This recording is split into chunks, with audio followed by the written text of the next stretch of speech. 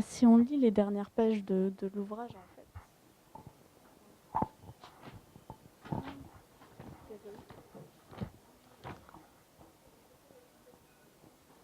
Voilà, alors. Souvent, je pense à mes très nombreux camarades tombés à mes côtés. J'ai entendu leurs imprécations contre la guerre et ses auteurs, la révolte de tout leur être contre leur funeste sort, contre leur assassinat. Et moi, survivant, je crois être inspiré par leur volonté en luttant sans trêve ni merci jusqu'à mon dernier souffle pour l'idée de paix et de fraternité humaine.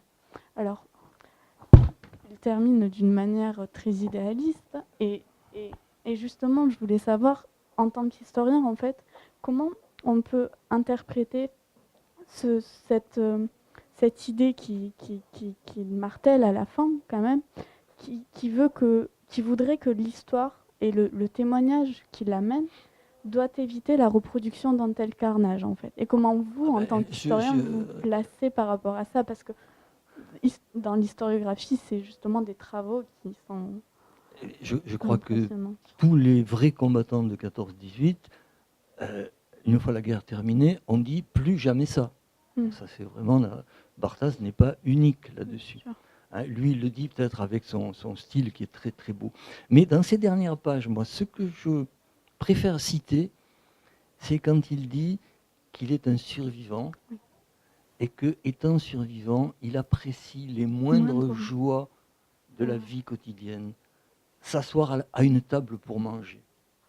C'est extraordinaire quand on vient des tranchées.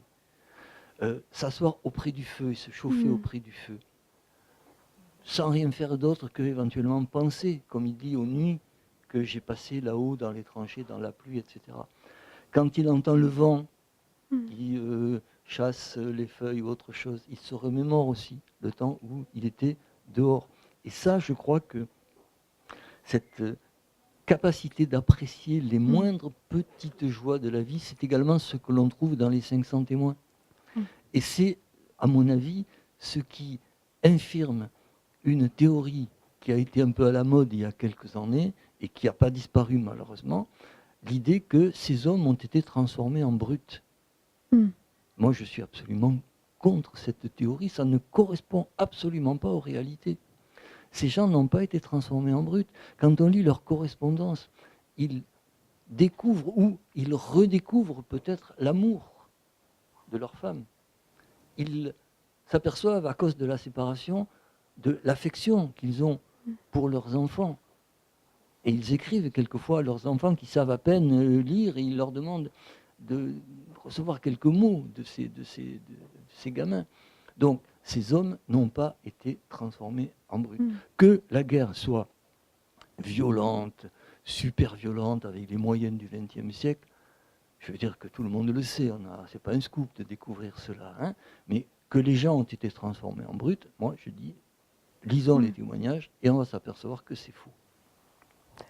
Dans le film de Bertrand Tavernier, Capitaine Conan, il y a le capitaine Conan n'est pas transformé en brute, mais en tout cas, il y a ce manque d'adaptation à sa nouvelle vie par rapport à ce qu'il avait fait preuve au long des combats, en fait. Oui, dans mais les on peut toujours trouver un exemple ici ou là. Oui, Ce que je veux dire, moi, c'est en général, ça, oui. En général, et quand on a 500 témoins, on a justement une base quand même assez valable, on s'aperçoit que ce n'est pas le cas. Et en plus, Capitaine Conan, c'est un exemple littéraire. Exactement. Ce n'est pas un témoignage direct. Oui.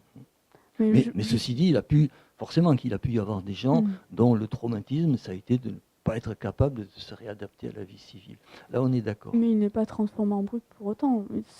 Mais c'est intéressant aussi de voir justement cette réadaptation, comment une personne comme Louis Barthès, qui a passé les 4 années, a tout à fait réussi et même à apprécier d'autant plus chaque instant de la vie. Et c'est ce qui est touchant au fond. L'histoire est faite de la vie des hommes et là on en a un des plus beaux exemples en fait. Après avoir vécu l'atrocité d'une guerre et pendant aussi longtemps. Donc c'est vraiment très intéressant. Maintenant, est-ce que vous pourriez évoquer les manifestations autour de la guerre 14-18 auxquelles vous allez participer, des conférences, enfin des interviews comme celle-ci? Bon, moi, je suis historien, donc mon métier c'est historien. Ce que je sais faire, c'est faire des livres d'histoire, de faire des conférences d'histoire, c'est de parler d'histoire. Et effectivement, en 2014, avec le centenaire, nous sommes très demandés un peu partout en France. Je vous dirais même que je suis allé jusqu'à Shanghai. Ça, c'est assez extraordinaire. Bon, c'est un colloque franco-chinois qui avait lieu à l'Eurocampus de Shanghai, avec participation allemande aussi. Un colloque sur les Chinois venus en France pendant la guerre. Non pas pour combattre, mais pour travailler. On a littéralement importé des travailleurs chinois. Voilà. Puis il y a quelques intellectuels aussi qui étaient là. Donc, les Chinois actuellement s'intéressent à ce genre de choses. Et un colloque a été organisé là-dessus. Et comme introduction au colloque, on m'a demandé de faire une conférence sur la guerre européenne. Parce que les Chinois, finalement, n'ont pas été directement concernés. Un petit peu quand même, hein, puisque les Japonais, eux, savaient ce qu'ils faisaient quand ils sont entrés dans la guerre. C'était de récupérer tous les intérêts allemands en Chine et dans le Pacifique. Mais bon, il fallait expliquer un petit peu aux gens qu'est-ce que c'était que la guerre européenne. Et en particulier, j'avais parlé des différents acteurs de la guerre, avec 3 catégories, les grands personnages, les décideurs. Parce que quand on parle de la France, l'Allemagne, qu'est-ce que c'est? Qui est-ce qui décide? Qui est-ce qui représente la France? Le gouvernement. Et même dans le gouvernement, est-ce qu'il y a des personnalités plus importantes que d'autres? Poincaré, par exemple. Donc voilà, pour répondre à votre question, effectivement, je suis très, très demandé. Et je pense que ça va durer au moins toute l'année 2014. J'ai déjà quelques dates pour 2015, mais sûr que le maximum, c'est 2014. Très bien. Et on peut aussi rapidement évoquer donc vos autres travaux, parce que vous êtes historien et pas seulement spécialiste de la guerre 14-18, si vous voulez bien nous en parler. Ben oui, puisqu'on est là dans cette magnifique librairie avec tous ces livres, ces milliers de livres. Je n'ai pas travaillé uniquement sur la guerre de 14. J'ai fait de l'histoire de l'industrie, du monde ouvrier, des mouvements socialistes, et en particulier, j'ai organisé un colloque il y a quelque temps sur le mouvement saint-simonien, où j'ai fait venir un petit peu tous les spécialistes de la question, et en leur demandant, faites-nous des interventions accessibles à tout public. Je leur ai dit, voilà, vous êtes des historiens professionnels, vous savez faire des livres super scientifiques, vous faites des articles avec des centaines de notes, très bien, mais là, faites-nous quelque chose ouvert à un très large public.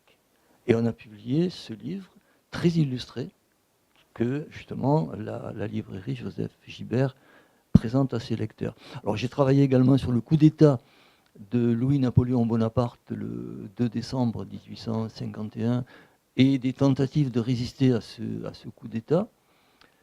C'est tout à fait intéressant, avec les documents d'archives, de pénétrer dans ces manifestations de résistance, dans ces hésitations, ces erreurs, ces malentendus, d'être là au milieu des gens. Et je pense qu'avec cela, je retrouve ce qu'on a vu tout à l'heure pour 14-18, c'est-à-dire la parole des gens qui ont participé aux événements, des gens ordinaires. Parce que la parole des grands personnages, on l'a depuis longtemps, on la connaît, on ne va pas apporter du neuf là-dessus. Mais les gens du peuple. Alors, c'est pas toujours facile, parce que dans le cas du coup d'État de Bonaparte, on a évidemment les témoignages de ces gens qu'on a arrêtés parce qu'ils ont résisté au coup d'État. Évidemment, on n'a pas arrêté ceux qui ont fait le coup d'État. On a arrêté ceux qui ont résisté au coup d'État. Et alors là, évidemment, on a la médiation d'abord de la langue, parce que tous les gens du peuple ne parlent pas français, ils parlent quelquefois la langue locale, le patois local. Bon, donc il faut le traduire.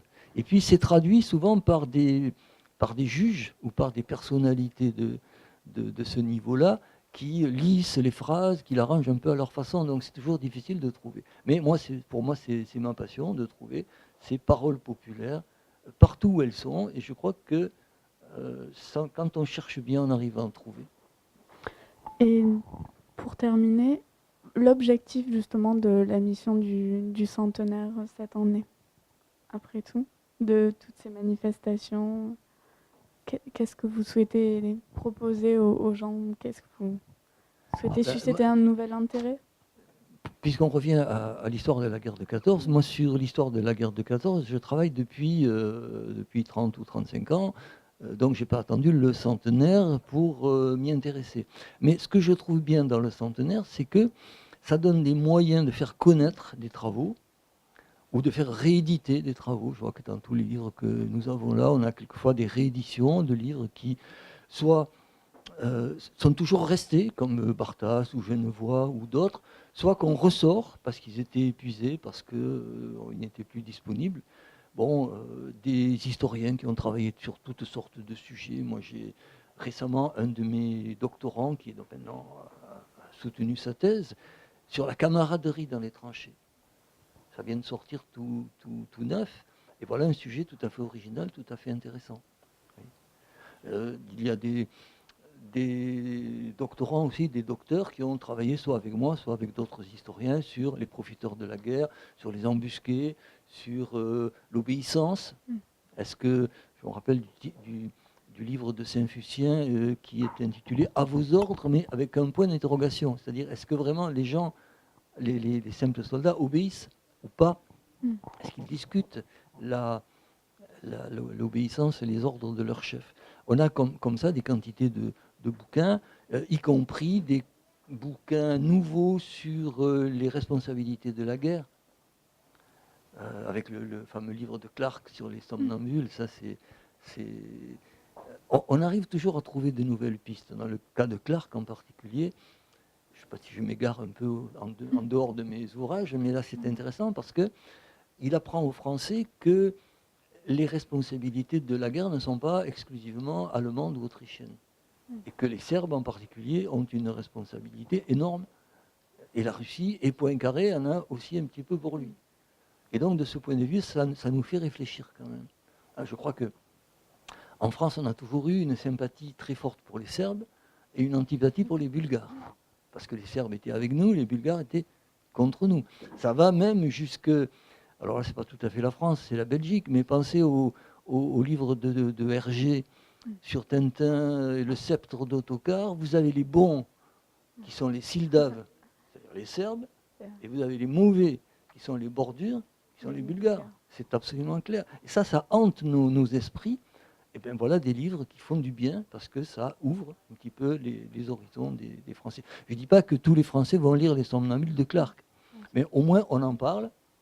Il y a des articles et ça peut faire évoluer les idées. Peut-être que les manuels scolaires finiront par évoluer aussi et que ce sera une bonne chose. Très bien. Quant au manuel scolaire, Barthas, il y a une place considérable. Et je crois que ce qu'on a oublié de dire tout à l'heure, c'est que Barthas a été à la fois un succès en soi, comme nous l'avons dit, mais il a aussi amené les gens à chercher des documents. Il y a eu des extraits de textes de Barthas dans les manuels scolaires et les instituts, les profs se sont dit mais ce type-là, ce n'est qu'un simple tonnelier, certificat d'études. Il y en a peut-être des quantités d'autres. Comme lui, on va chercher. On va chercher autour, on va chercher dans les greniers, etc. Et c'est depuis ce moment-là qu'il y a eu une véritable floraison de textes de gens ordinaires. Des textes d'intellectuels. On en avait des quantités avant.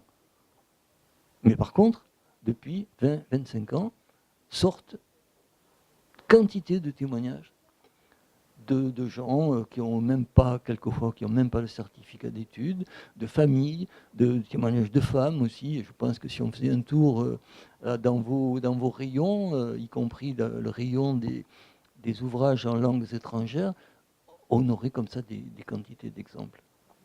Très bien. Merci beaucoup. Merci à vous.